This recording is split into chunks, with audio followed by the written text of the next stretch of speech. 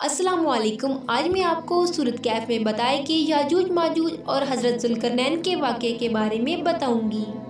हज़रत ज़ुल्करनैन एक बादशाह थे। एक दफ़ा सफ़र करते हुए वो दो पहाड़ों के दरमियान पहुँचे।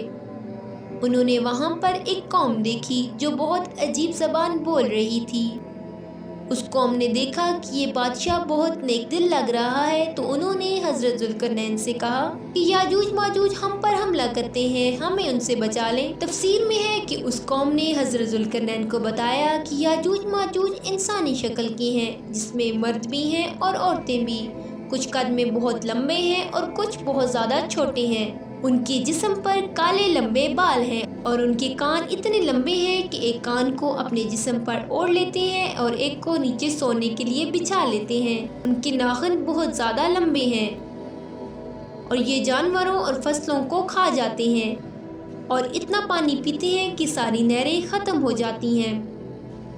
उस कौम ने हज़रत ज़ुल्करनैन से कहा कि आप हमसे पैसे वगैरह कुछ भी ले लें, लेकिन हमें याजूज माजूज से बचा लें। तो हज़रत ज़ुल्करनैन ने कहा कि मेरे पास अल्लाह का दिया हुआ सब कुछ है, आप बस एक दीवार बनवाने में मेरी मदद करें।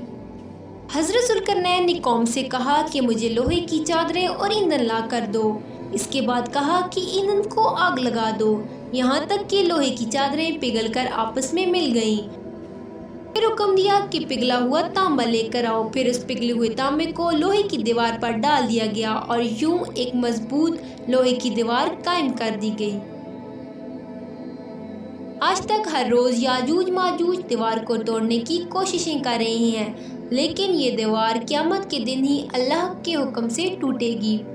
कुछ मुफस्सिरीन कहते हैं कि ये दीवार इस दुनिया में ही है और कुछ रवायात में है कि इस दुनिया के अलावा याजूज माजूज किसी और प्लेनेट पर कैद हैं, क्योंकि इस दुनिया में अभी तक इस दीवार को दरियाफ्त नहीं किया गया।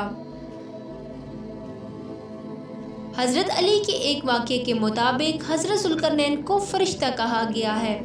आखिर में मैं बस इतना ही कहना चाहूँगी कि हमने ये सुना तो होगा कि जुमे के दिन सूरत कैफ की तिलावत करनी चाहिए, लेकिन तिलावत के साथ साथ इसकी तफसीर को भी गौर व फिक्र से पढ़ना चाहिए, ताकि हमें इन वाक़यात का सही से पता चल सके।